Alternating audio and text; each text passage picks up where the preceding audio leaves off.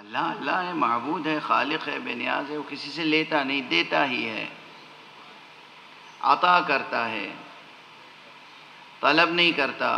نعوذ باللہ من ذالک، اس کی شان اس سے بلند ہے۔ اگر کہیں اس نے کچھ مانگا بھی ہے تو ہمارے ذوق کی تربیت کے لیے۔ جیسے آپ بچوں کی اگر اچھی تربیت کرنا چاہیں تو انہیں کچھ عطا کرتے ہیں اور پھر انہی سے مانگتے ہیں۔ آپ شیرینی لائے، مٹھائی لائے، چاکلیٹس لائے، کچھ لائے، آپ نے بچوں کو پھل لائے، بچوں کے سامنے رکھ دیا، اب دیکھا دو بچے آپس میں لڑ رہے ہیں، سب چاہتے ہیں ہم لے لیں، تو ان کی تربیت کے لیے آپ کہتے ہیں انہیں دو، لاؤ مجھے دو۔ ماں باپ منہ کھول کے بچوں کی طرح بچوں کے سامنے بچوں سے مانگتے ہیں کہ لاؤ ہمیں کھلاؤ۔ یہ طریقہ تربیت کا ہوتا ہے، ہر گھر میں ہوتا ہے، غیر شعوری طور پہ بھی ہوتا ہے۔ فطرت بتاتی ہے ماں باپ کو کہ اس بچے کو کھانا تو سیکھنے کی مشکل نہیں، کھلانا یہ مشکل ہے، تم سکھاؤ کہ کیسے کھلایا جائے، کیسے۔ تربیتی نکات ہیں یہ، کہ ماں باپ جو ہیں وہ بچے کے سامنے بچہ بن کے بیٹھ جاتے ہیں کہ ہمیں کھلاؤ، ٹھیک ہے نا۔ اللہ سبحانہ و تعالیٰ نے یہ فطرت ڈھالی ہے، تو اللہ دینے ہی والا ہے، لیکن پھر بھی وہ کبھی کہتا ہے کہ لاؤ ہمیں بھی تو قرض دو۔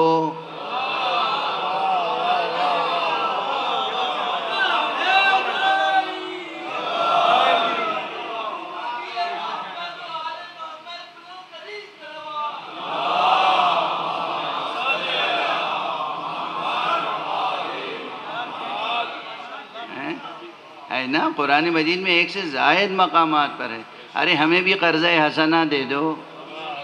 کون ہے جو اللہ کو قرض حسنہ دے؟ اب اللہ قرض مانگ رہا ہے۔ یہ ویسے ہی ہے کہ جیسے ماں باپ بچے کے سامنے منہ کھول کے بیٹھ جائیں اور آ کریں کہ بھئی ہمیں بھی کھلا دو، حالانکہ یہ نہ یہ بھوکے ہیں، نہ پیاسے ہیں، نہ انہیں خواہش ہے، نہ لالچ، نہ ضرورت، نہ احتیاج۔ بچے کی تربیت کے لیے، اس کی نفسیات میں یہ بات پیدا کرنے کے لیے، اسے یہ عادت ڈالنے کے لیے کہ ہمیں دینا چاہیے،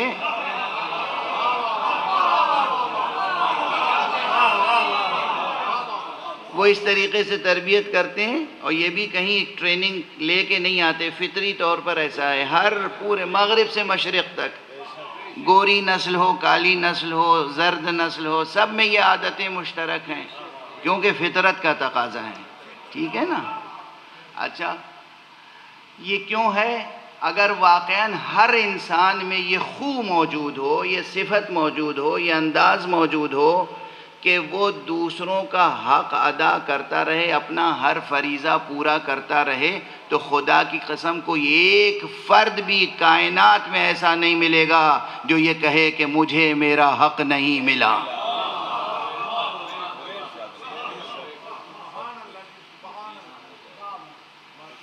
فطرت میں یہ چیز ہے نہفتہ و پوشیدہ۔ اور لفظ حق کے لغوی معنی میں بھی فرض کا کہ معنی موجود ہے، اور اس معنی میں اسلام کی کلاسیکی عبارتوں میں، کتابوں میں یہ لفظ استعمال ہوا ہے، لیکن اب بالکل منقلب ہو گئی ہیں باتیں۔ تو اب جب حق کہتے ہیں تو صرف وہ چیز مراد ہوتی ہے جو ہمیں لینا ہے، اور ہمیشہ بس حق لینے کے لیے نعرے لگتے ہیں۔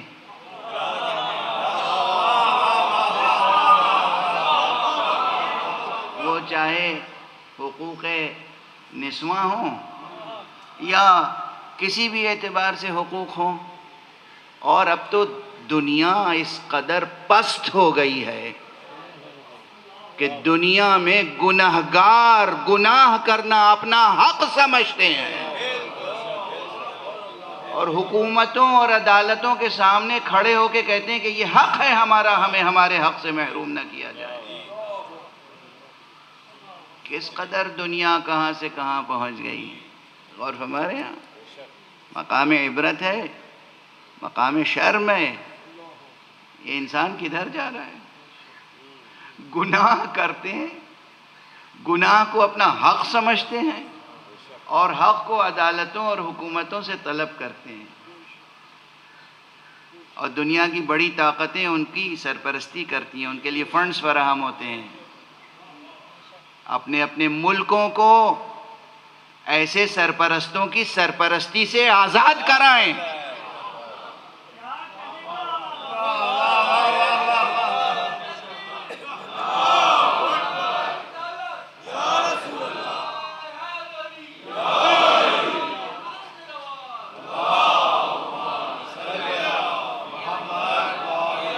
فکری آزادی، ذہنی آزادی، علمی آزادی، تعلیمی آزادی، اخلاقی آزادی، جو میں اس سے پہلے کہہ چکا ہوں کہ وہ سکھانا چاہتے ہیں کہ بھئی ٹھیک ہے، کسی ملک کی تہذیب ہوگی وہاں کپڑے نہیں پہنے جاتے،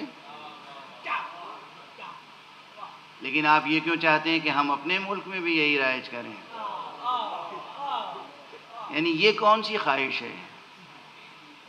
ایک بڑے ملک کے ایک صدر نے یہ کہا تھا، اور اس کے جملے میں نے سنے تھے خود، اور پھر پڑھے بھی جب وہ پرنٹ میڈیا میں آئے، اور وہ ریکارڈڈ ہیں، کتاب میں بھی ہیں اور اخبار کے صفحات پر بھی ہیں، کہ ہم اپنی تہذیب ساری دنیا میں پھیلائیں گے۔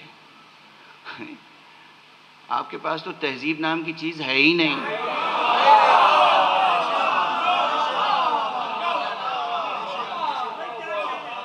کس چیز کو آپ تہذیب کہتے ہیں؟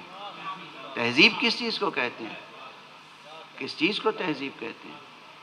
کیا پھیلائیں گے؟ یعنی یہ جو خواتین حجاب کرتی ہیں، یہ برا لگتا ہے، انہیں ترس آتا ہے کہ بیچاری خواتین کا حقوق پامال ہو رہے ہیں، جو اپنے اختیار سے، اپنی پسند سے، اپنا فرض سمجھ کے یا اپنا حق سمجھ کے حجاب کرتی ہیں، آپ انہیں بتائیں گے کہ یہ حق نہیں ہے تمہارا، یہ حق ہے۔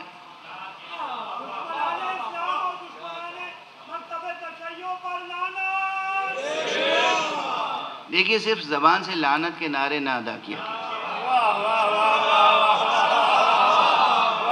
اللہ آپ کو اجر دے، لیکن نعروں سے بات نہیں بنتی، نہ نعروں سے امت بنتی ہے، نہ نعروں سے معاشرہ بنتا ہے، نہ نعروں سے کچھ حاصل ہوتا ہے۔ نعرے تو آپ کی ایک مقدار انرجی ہوا میں ضائع ہو گئی۔